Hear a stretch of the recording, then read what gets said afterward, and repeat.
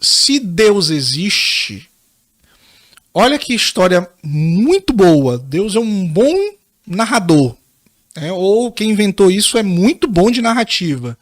Que existe um Deus perfeito e que esse que criou todas as coisas, ele criou porque ele quer fazer pessoas que possam, de alguma maneira, desfrutar daquilo que é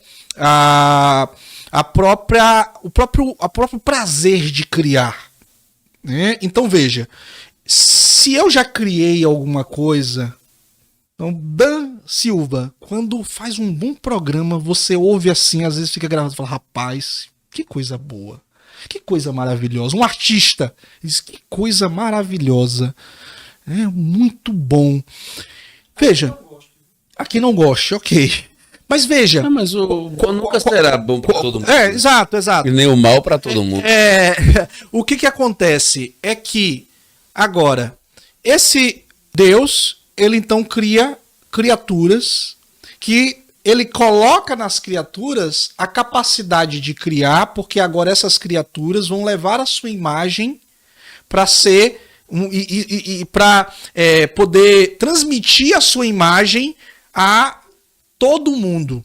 Porque essa é a ideia. Façamos um homem à nossa imagem conforme a nossa semelhança. E que esse homem, ele espalhe essa imagem, e essa imagem seria a imagem de um Deus bom. Agora, veja, o homem então tem essa ideia, aí você entrou na ideia do reino de Deus. O que é a palavra reino de Deus? Quando você tem ali a ideia de o texto da narrativa do Gênesis, e diz o seguinte, de que a ideia era que o homem ele pudesse dominar sobre todas as coisas. Domínio ali não é a palavra que às vezes a gente tem de domínio no sentido negativo. Domínio ficou muito com o sentido negativo. Ali é administrar. É de espelhar. Espelhar aquilo que é de um bom cuidador de um jardim. Então o mundo é o jardim de Deus. E quem são os cuidadores? Seriam os homens. O que é essa ideia de reino de Deus? Essa ideia que se tem de reino de Deus, os cristãos muitas vezes entendem reino de Deus, infelizmente, de maneira muito equivocada. O reino de Deus quando Jesus chega e diz assim, arrependei-vos porque é chegado o reino de Deus. Olha como é que é interessante. O termo arrependimento ali não era arrependimento necessariamente pessoal. Era arrependimento de uma nação. De uma nação que estava tentando a todo momento querer se impor pela guerra e pela revolta. Os primeiros a cometerem terrorismo na história que se tem, né, de que se pode mapear, são ali os primeiros judeus que, por conta do domínio romano, os judeus não aceitavam, nem apenas os romanos. Os judeus tinham um discurso de libertação muito forte da mentalidade do êxodo, né, do Deus libertador. Então, só Deus dominava. E como era que Deus dominava? Deus dominava por meio de um rei. E nesse rei você tinha um reino. E o grande rei é Davi. O povo judeu, depois do exílio da Babilônia, não consegue mais se sustentar com um reino próprio. Eles estão sempre, os judeus ali, os hebreus, estão sempre dominados. Mesmo que haja uma relativa independência, mas sempre tem um império dominando. Então, você vai ter, né, o Império Babilônico, você vai ter o próprio Alexandre o Grande, vai, de alguma maneira, né, helênico ali, o Império helênico, e depois os judeus acabam na mão dos romanos. Naquele momento, veja como é que é interessante. Reino de Deus era algo da esfera, sobretudo, político-religioso. Não era essa esfera do reino de Deus, do reino do que a gente pensa vida após morte. Quando Jesus diz assim, é chegado o reino de Deus, imagine o poder desse discurso de um povo que está oprimido sobre o império. Agora o governo de Deus, nós vamos, nesse exato momento, a partir de agora, Jesus ele começa fazendo uma campanha. Vamos trazer, não é exatamente uma campanha política como hoje, mas é uma campanha em que ele começa a o que a gente tem mais próximo é essa ideia da campanha política. O candidato ele começa a fazer uma campanha arrebanhando as pessoas. É chegado o reino de Deus. Só que, ao mesmo tempo que Jesus tem na consciência de que o reino de Deus não é o reino que as pessoas estão pensando, olha como é que é interessante. As pessoas estão pensando que o reino de Deus que é chegado é que Jesus vai se levantar e vai fazer um ato de rebeldia, como outros haviam feito já, de tentar arrebanhar um povo, fazer uma campanha como outros faziam, arrebanhar, ter recursos para poder fazer uma espécie de resistência ao império para lutar e ter a sua libertação a fio da espada. Percebe como é que é a questão? Não é essa a questão que Jesus traz. Essa é a grande questão. Só que o povo está pensando o que é isso. E reino de Deus ali, Jesus ressignifica o que é reino de Deus, e talvez ressignifica, me parece, que tentando recuperar a questão original. Talvez a melhor palavra para reino de Deus, já que nós não vivemos na era de um reino, ou seja, dessa relação reino, rei, nós vivemos numa era de república, então é muito difícil da gente entender isso. Seja a ideia de que Deus domina por meio de os seus escolhidos. É o domínio de Deus o que está de volta.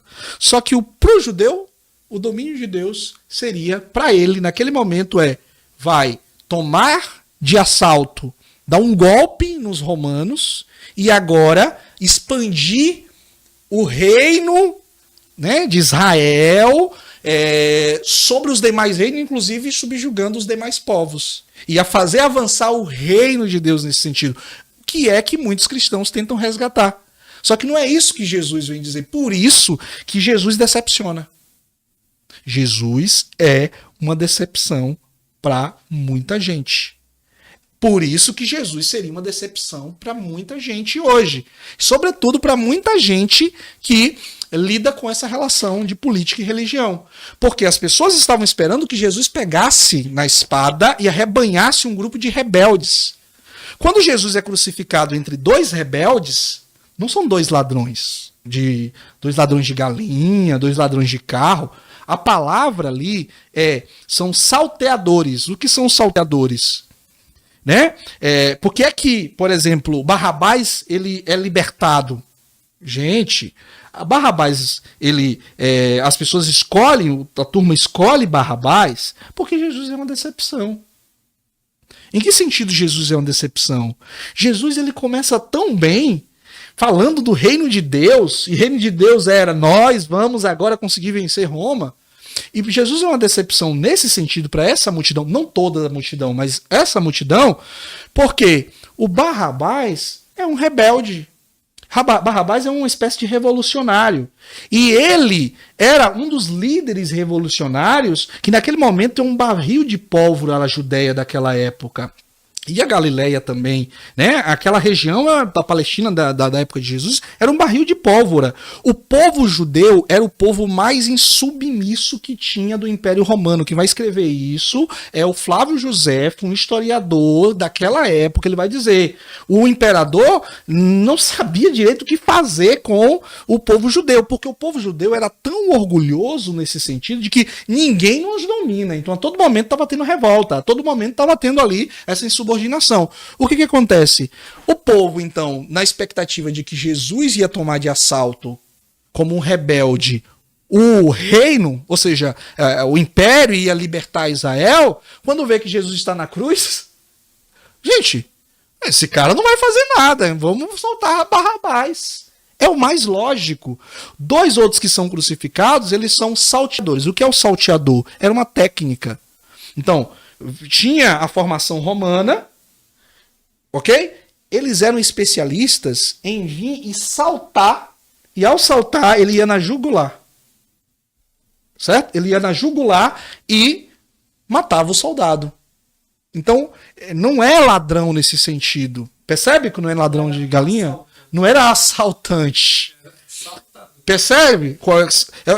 Esse termo.